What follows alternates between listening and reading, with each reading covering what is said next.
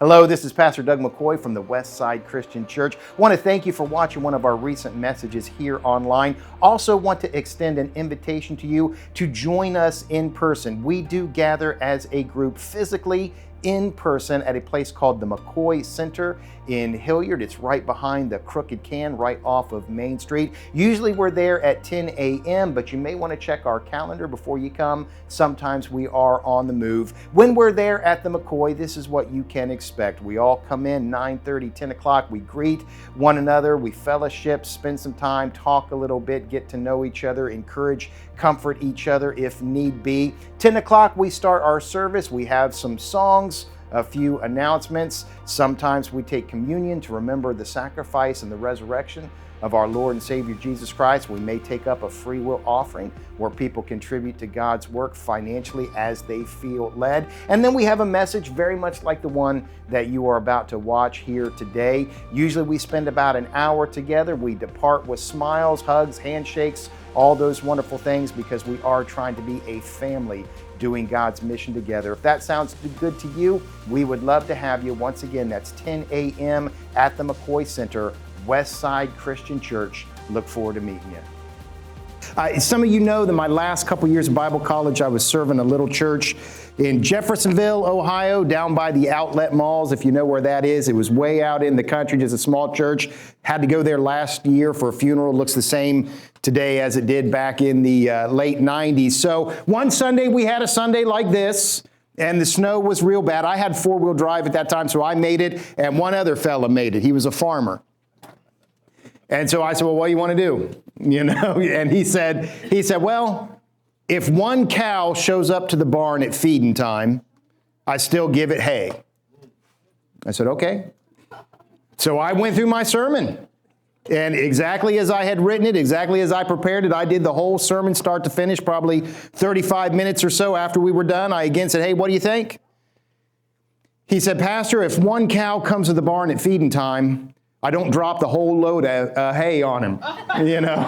So I don't give him the whole bale, you know. So I'll give you the choice. This is a kind of strange Sunday morning. We're missing a lot of our friends. I'm thankful for those who are here. You want the whole bale or not? You want me to? The whole bale? All right. Remember, you asked for it. All right. Hark, the Herald Angels Sing. That's the name of one of our classic Christmas carols. Classic in two senses. It fits that classic time frame. It's about 300 years old. That's what I consider to be classic. It's also just one of our most characteristic of Christmas carols. I mean, if you say name a Christmas carol, if you say what are your top 5 Christmas carols, I mean, this is going to pop up. This is close to the top of the list of the greatest Christmas carols ever. Hark, the Herald Angels Sing. It was published in 1739. I assume that means it was written shortly before that. Written by a fellow named Charles Wesley. You might be familiar with him. He's one half of the Wesley brothers, who were the founders of Methodism. Methodist, is that the right way to say it? That doesn't sound right. Methodism.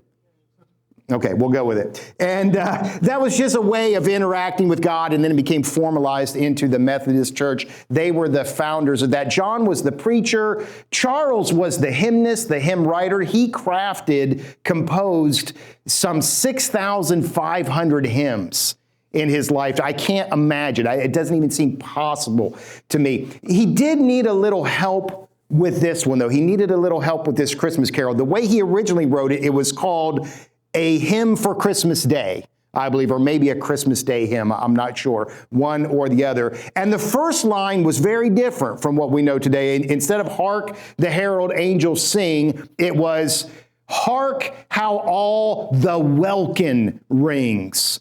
Glory to the King of Kings. Now, do you know what a welkin is?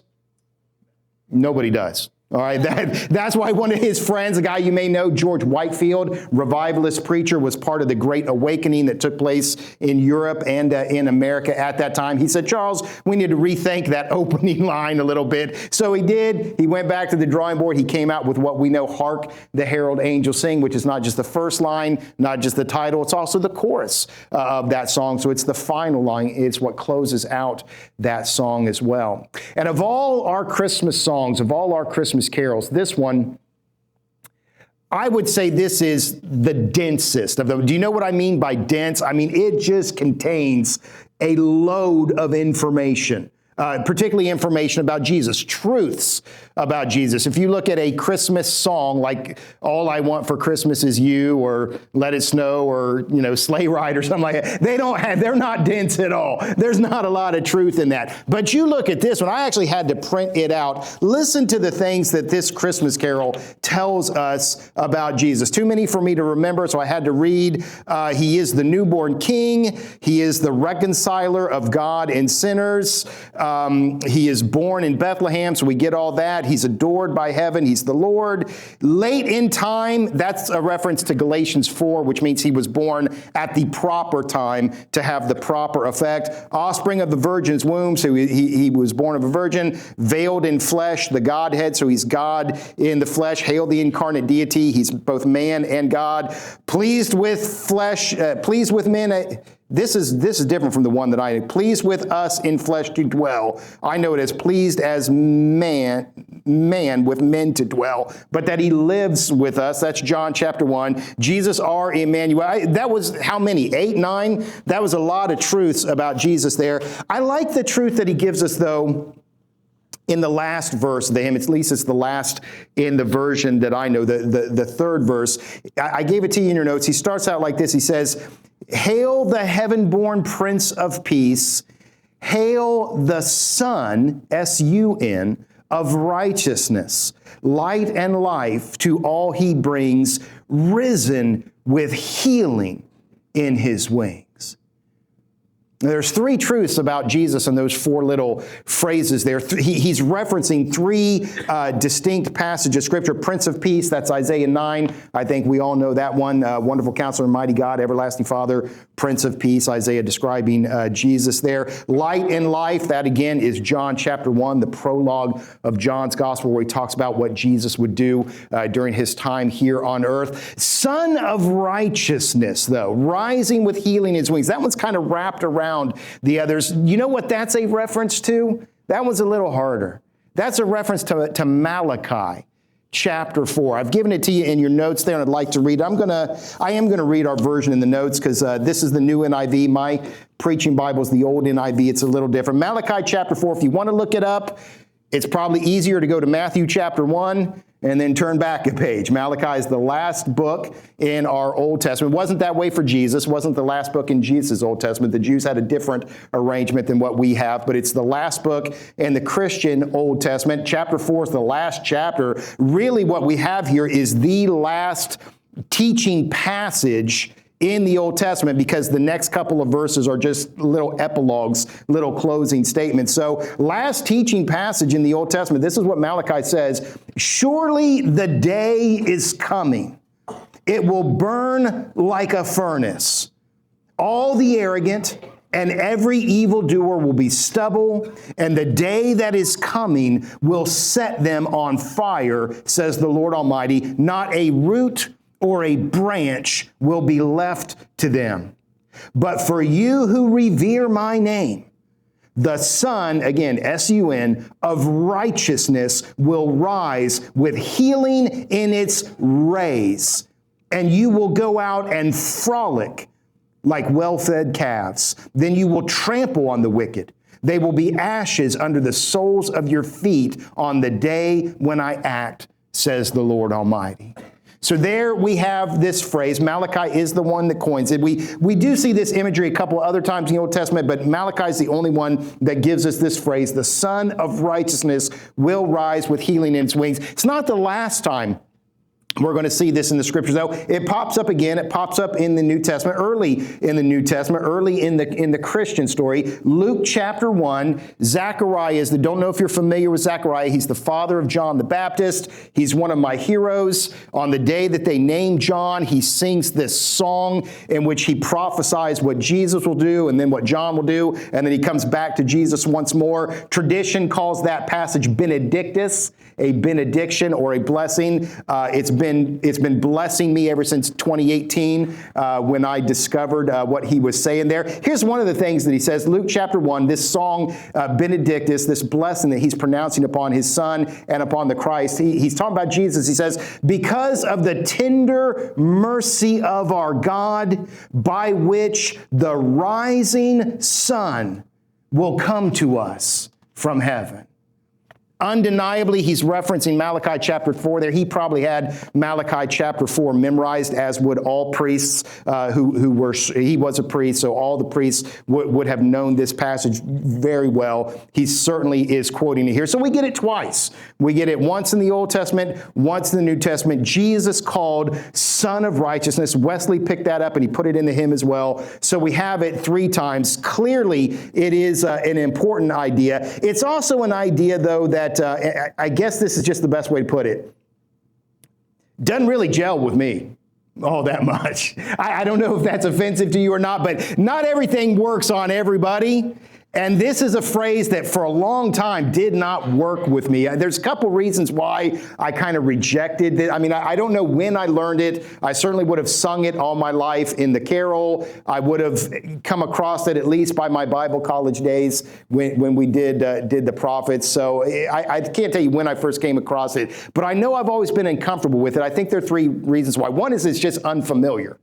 This is just not a phrase we use in the church. We're going to use Prince of Peace. We all know that. We're going to use Son of God to describe Jesus. S-O-N. We're familiar with that. I don't think we use S-U-N, Son of Righteousness. I don't think we talk about Jesus that way very much. So it's kind of unfamiliar to me as a kid and even as a college student.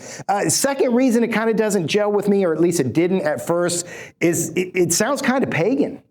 There were pagan societies that had sun gods. The Egyptians had Ra. The Greeks, right, had Apollos. Is that correct? I remember being told that some people just worshiped the sun as a god. May not even had a name for him, but just said that's a god. I don't know who did this to me, but somebody drilled this into me when I was a kid. The sun is not God, and we don't worship that. So I don't know who felt the need to do that to me, but somebody drilled that into me. When I then discovered this passage, it's a little close, right? I mean, I know it's not the same, but it kind of sounds like, so that made me uncomfortable as well. The third reason this makes me uncomfortable is that the image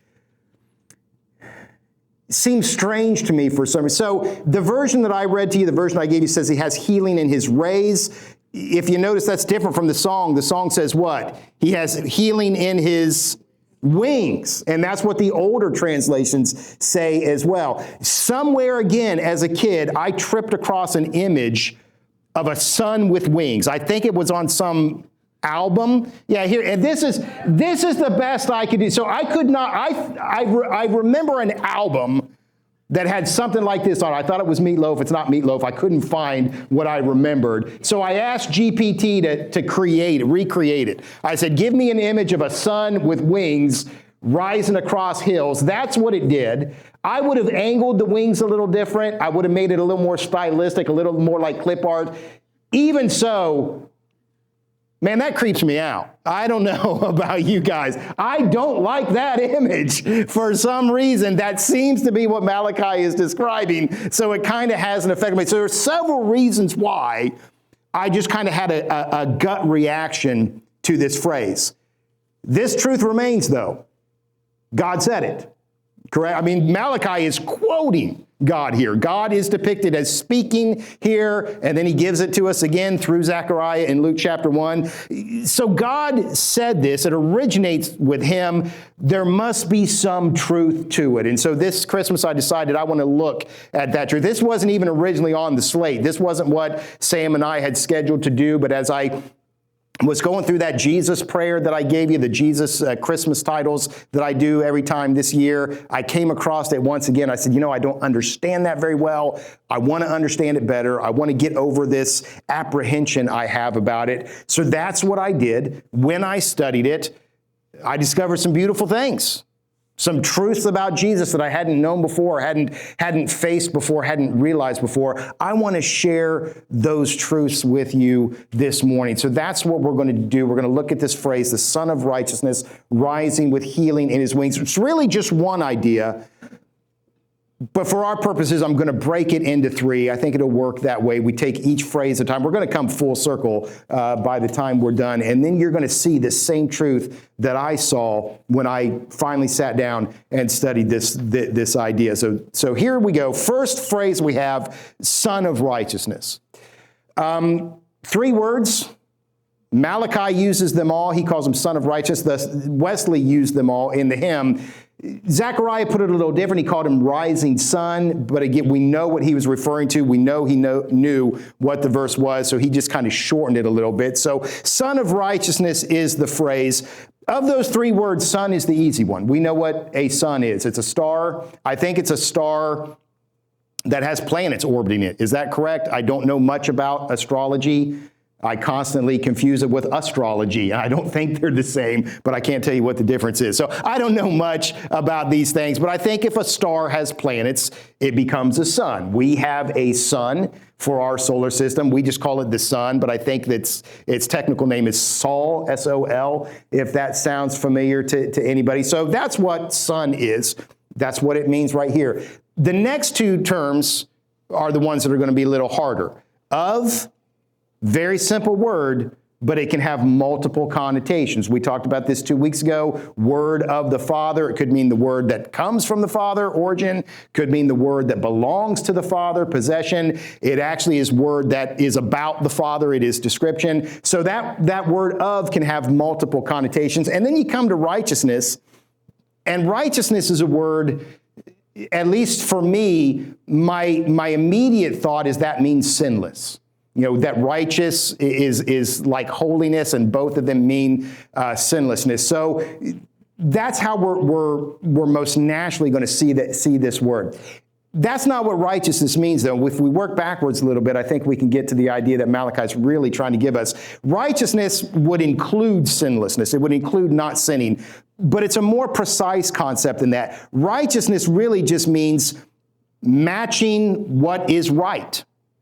That there is some standard of righteousness, and we all know it. We all know that certain things are right and certain things are wrong. Even if you took the scriptures away, even if you took the law away, our American law, our secular law, not the law of the Bible, you took all those things away, we would still know stealing is wrong, murder is wrong, lying is wrong. We just seem to know this. So there is some standard of what is right. Righteousness means you match the standard. That when they set the standard up and they set you up, the two are the same. God is completely righteous. Of course, God is the standard himself. That's where the standard comes from, but he always matches that. He matches it by his behavior. He matches it by his character. He never does anything that violates that standard. Jesus was righteous in that same way. So righteousness just means meeting a standard. It just means that which is right. Of here, then, really means not origin, not possession, not description. Of here means enforcement, I guess. That's probably the best word that I could come from. When it says that he is the Son of Righteousness, it doesn't mean that he's the Son who is righteous, as much as it means he is the Son who enforces righteousness, who creates righteousness, who establishes righteousness. How do I know that's so? Well, look at the larger context here. So the phrase Son of Righteousness, that's verse 2. But look at what we're told in verse 1 and look at what we're told in verse 3. In fact, go all the way back to 3:18. That's where this discussion started. There in chapter 3, we're told that a group of people said, there's no value in following God. We're not going to do it anymore. And another group of people said, no, we disagree. There is value in following God. And so as things evolved, the group of people who thought there was no value in following God began to oppress the group of people who thought they did. Or as he puts it here in verse 3, they became the wicked and they started to persecute the faithful. That's the backstory to this passage here. You see that in verse 1 where he's talking about all the arrogant and all the evildoer will be stubble. And then in verse 3 where it says you will trample on the wicked. So we're coming into this story in the middle of a conflict between these two people. When God then says that Jesus is going to be the Son of Righteousness, what is he saying? He's going to end the conflict. He's going to put a stop to the persecution. He's going to take everything that was wrong and make it right. And that's an idea that's been in my head for a long time. I've always understood this idea of taking what is wrong and making right, and I never really understood where it came from. I thought it came from the Bible. It turns out it didn't. I managed to track it down this week, okay? It comes from a song that my best guess is that my parents played it on their 8-track stereo in the car when I was a little kid, okay? And I have not heard this song for 45 years, but I can still sing you the chorus. I won't sing it for you, I'll just say it, okay? But it says this, let me be there in your morning, let me be there in your night, let me take whatever's wrong and make it right. Let me take you to that wonderland that only two can share. All I ask you is let me be there. I've sung that every once in a while for the past 45 years, okay? This week I looked it up.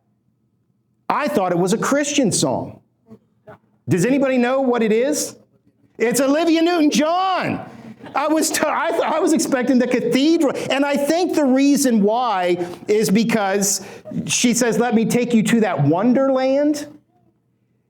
And I grew up in a church that really stressed going to heaven when you die. You know, that's pretty much all they talked about. Well, if you're a little kid, going to heaven when you die and let me take you to that wonderland, they sound kind of the same.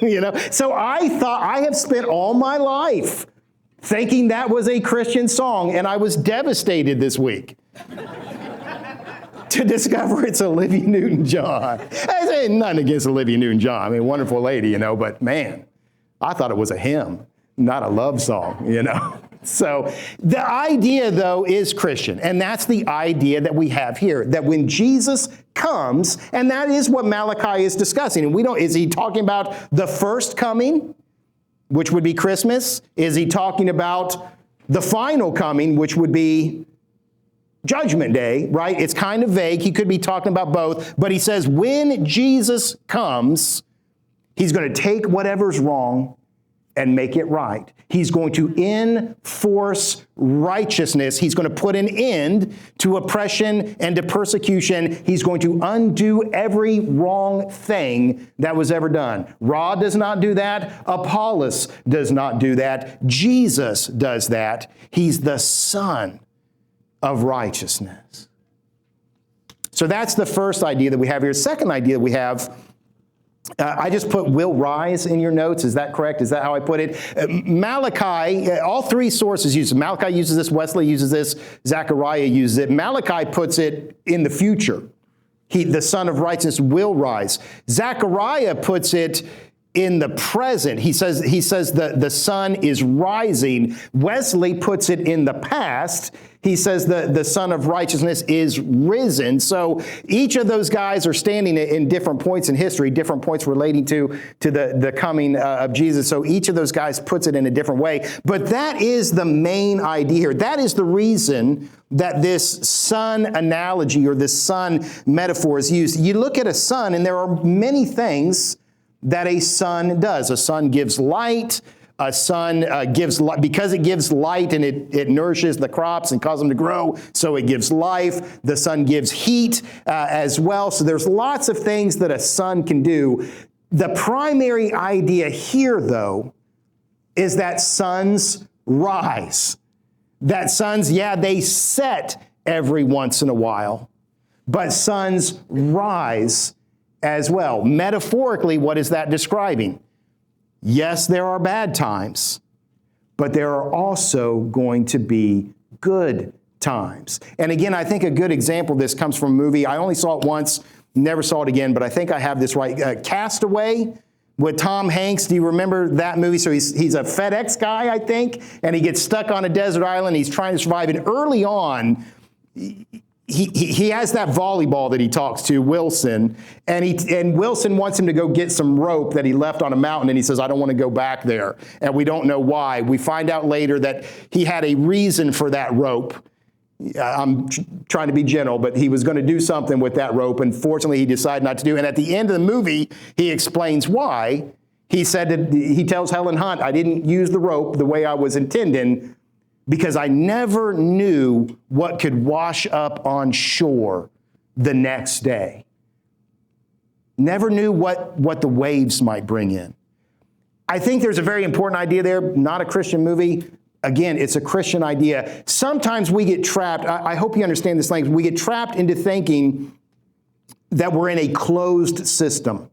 Do you know what I mean by that? Like if you put a bunch of soil and maybe some greenery in a bottle and then you capped it, that would be closed. And any life that existed in there, nothing else would be coming in. It would be solely dependent upon what was inside the bottle. And there are so many times where, again, being the introvert that I am, the resource manager that I am, I begin to think that I'm in a closed system, that nothing is ever going to come and change my experiences. In fact, my experiences are probably the best they're ever going to be right now, and they're constantly going to go down from there because the system's closed. What Malachi is telling us here, and what Zechariah understood, is that we're not in a closed system at all. The system is open. There is something else that can enter the system and make changes that nothing inside can. The waves could bring something in. The ocean could send something into the island one day, and that's exactly what Malachi is promising us here. The people he's writing to, these would have been in the 400s, sometime after the exile, when things had gotten bad again. They are experiencing persecution.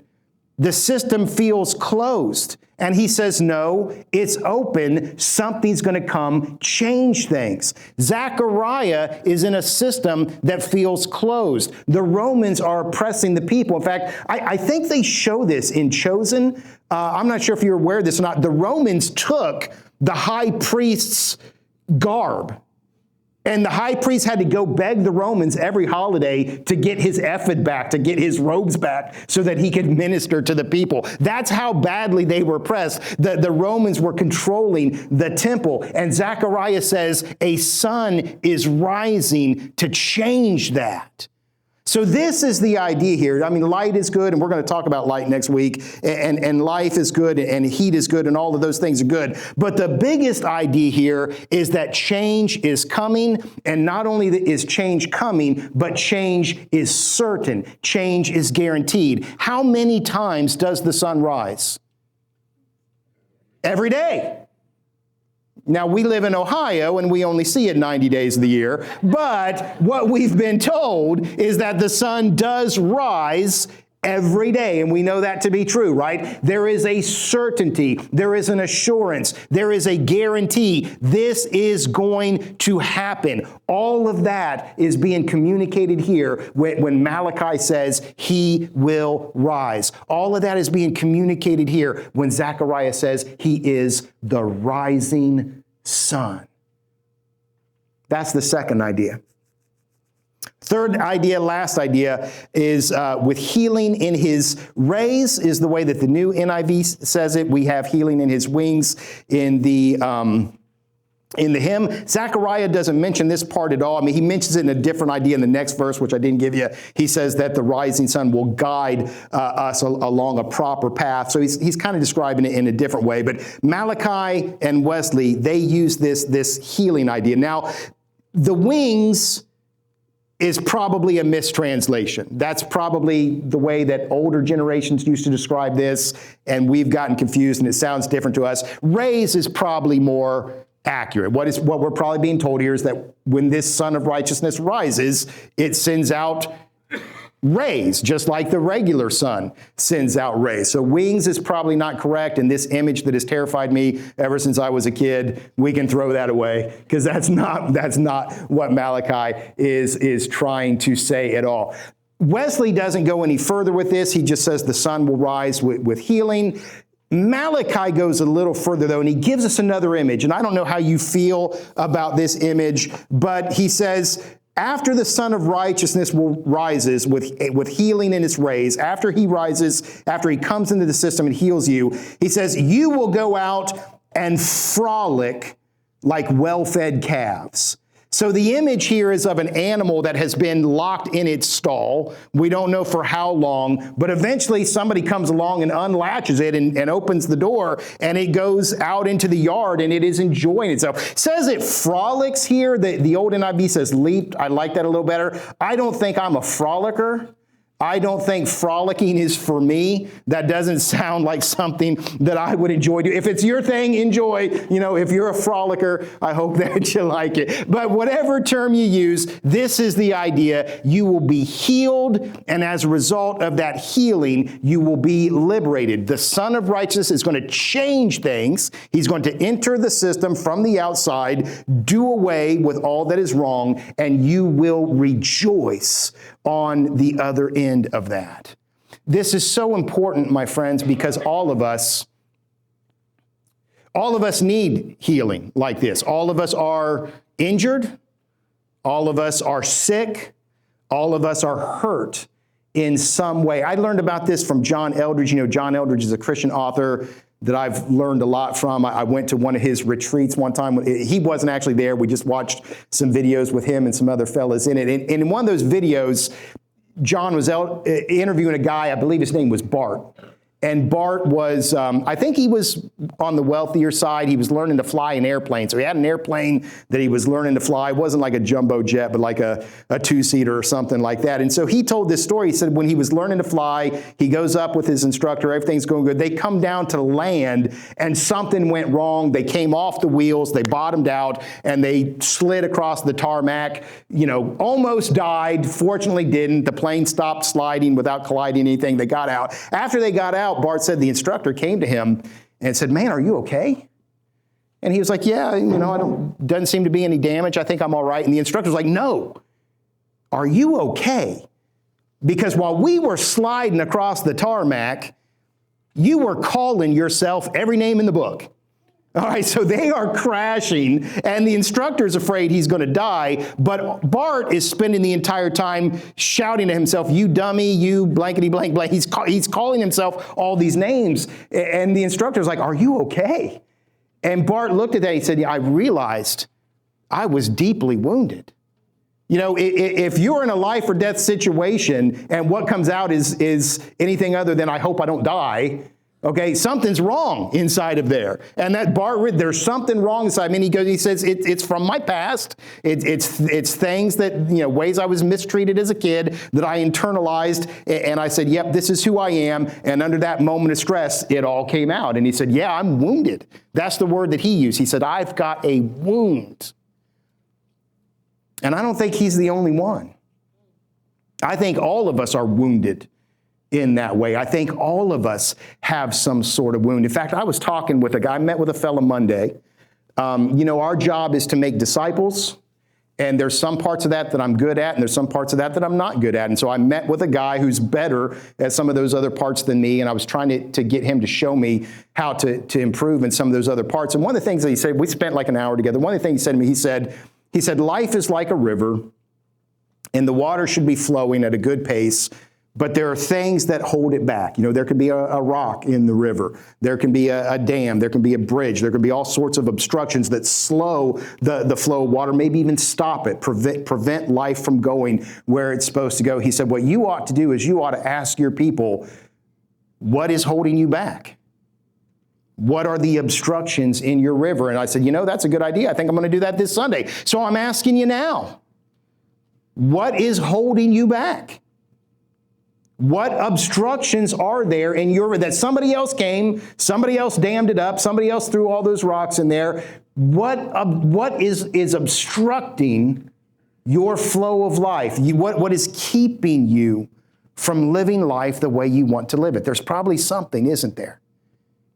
And again, in a closed system, what hope is there?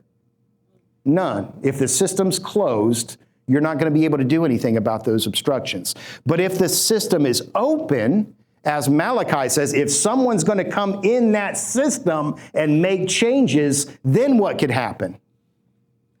Healing, liberation, freedom, the flow of water being restored to what it was intended to be.